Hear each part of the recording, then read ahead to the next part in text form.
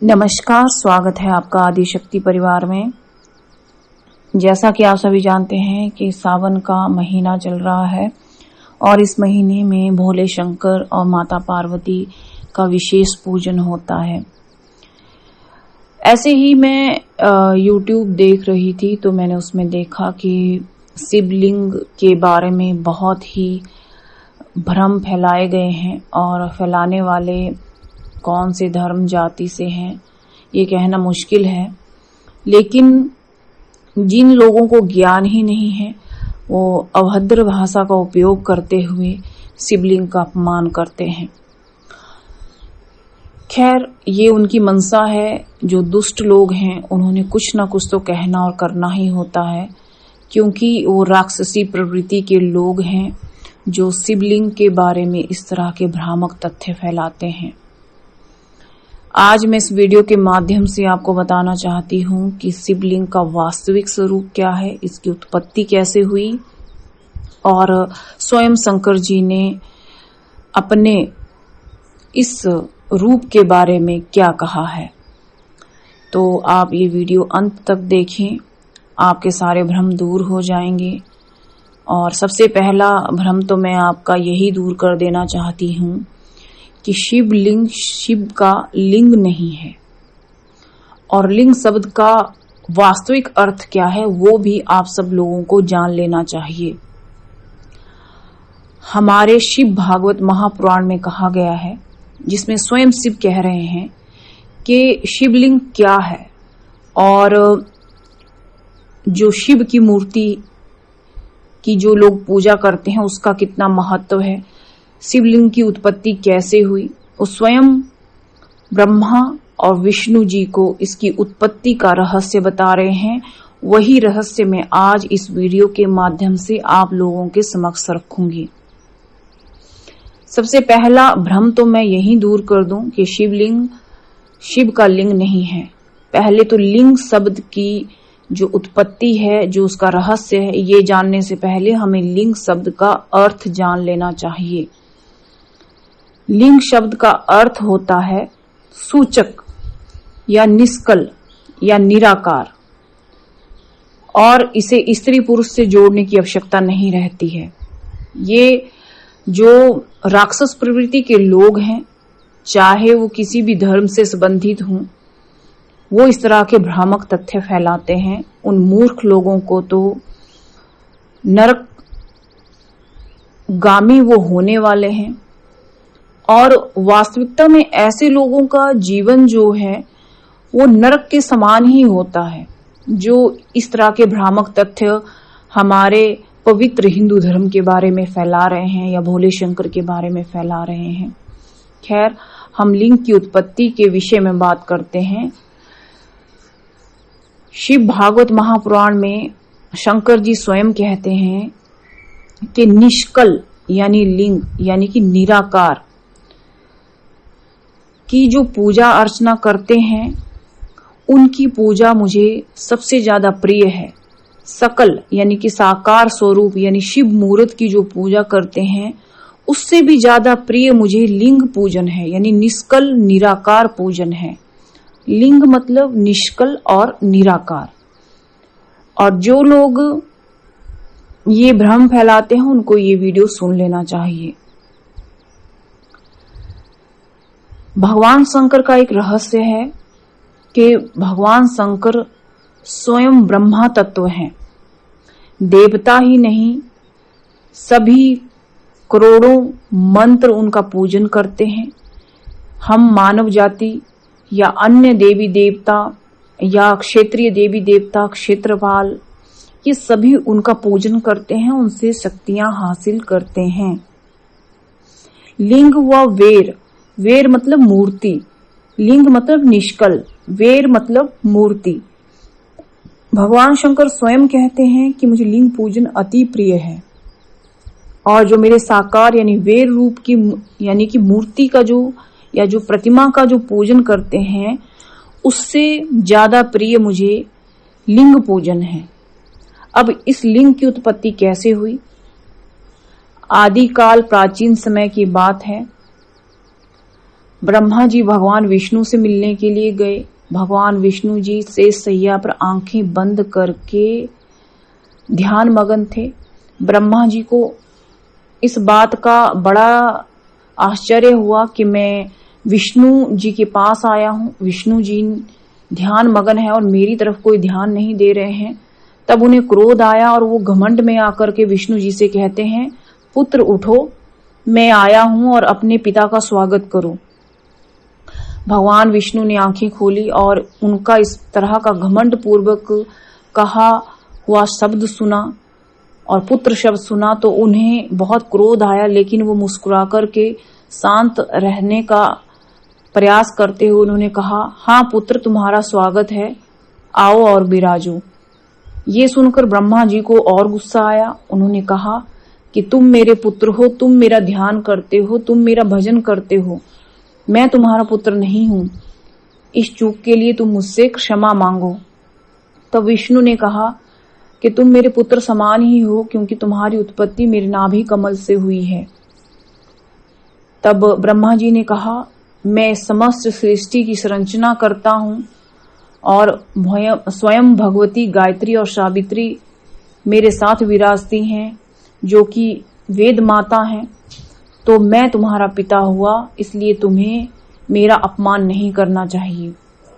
इस तरह से उनके बीच में बहस छिड़ गई। सभी देवी देवता उनकी बहस सुनने लगे और उसी क्षण जो है उन दोनों में घोर युद्ध होने लगा।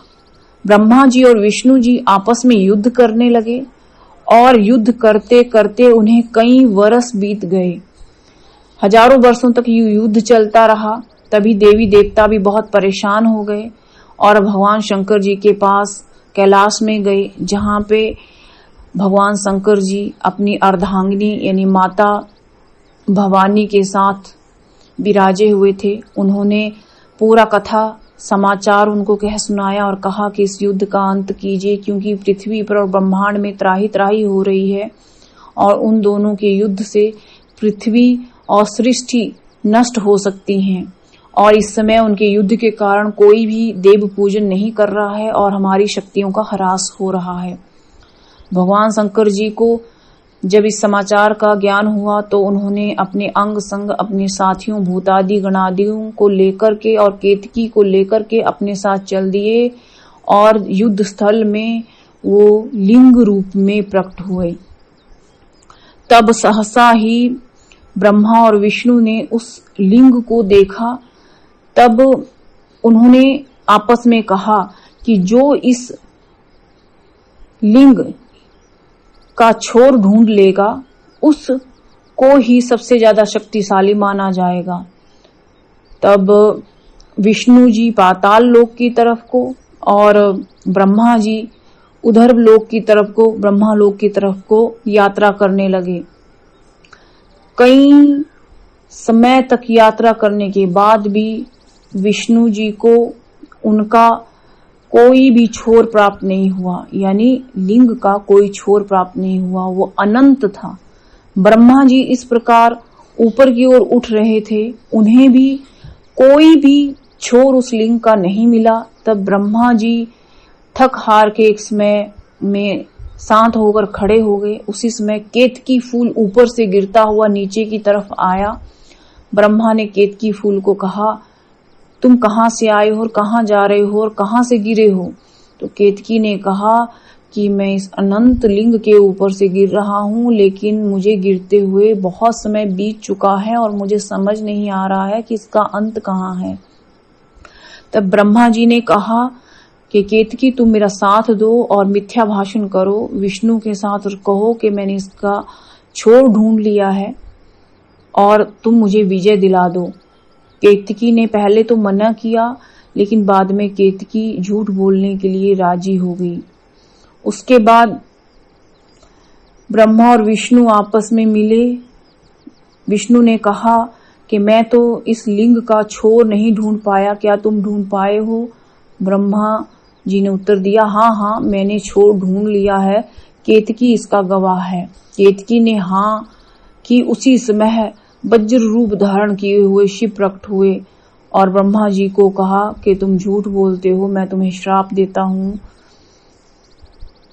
कि तुम्हारा पूजन अब इस ब्रह्मांड में नहीं होगा। और तुम गुस्से में शिव ने ब्रह्मा जी के 5वें सिर को काट डाला।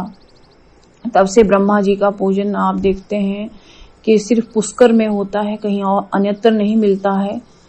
और विष्णु जी को उनका सत्य वचन कहने के लिए शिव ने आशीर्वाद दिया कि तुमने सत्य कहा है, इसलिए मैं तुम्हें आशीर्वाद देता हूं कि तुम्हारा पूजन सर्वत्र होगा और तुम्हारी महिमा सर्वत्र गाई जाएगी और लोग जो हैं तुमसे अपना श्राप दूर करा सकेंगे, आशीर्वाद ग्रहण कर सकेंगे, पूजा अर्चना तप जप कीर्तन कर सकेंगे और सबसे बड़ा स्थान देवताओं में तुम्हारा ही होगा।